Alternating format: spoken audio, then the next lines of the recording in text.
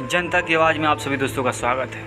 मणिपुर का जो घटना घटी है और घटना का यह बंदा गिरफ्तार हो चुका है और उसी पर नेहा सिंह राठौर ने मोदी सरकार पर निशाना साधते हुए बहुत बेरहमी से इस 76 दिन बाद पुलिस ने उस आदमी को पकड़ा है।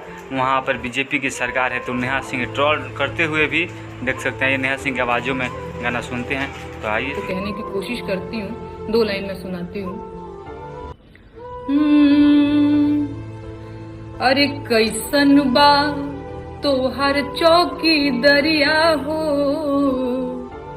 इजतिया लुटाई गईले हो।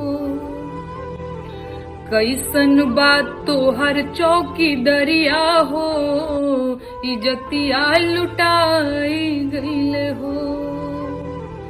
अरे घरवा से बहरी बजरिया हो, इजतिया लुटाई गईले हो।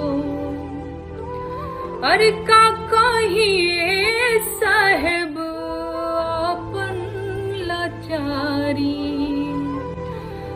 सगरी नगरिया भइल व्याभिचारी।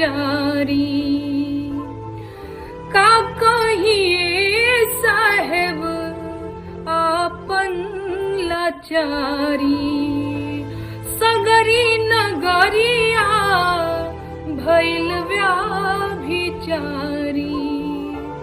अरे खींच ले देह से लुगरिया हो, इजतिया लुटाई गईले हो।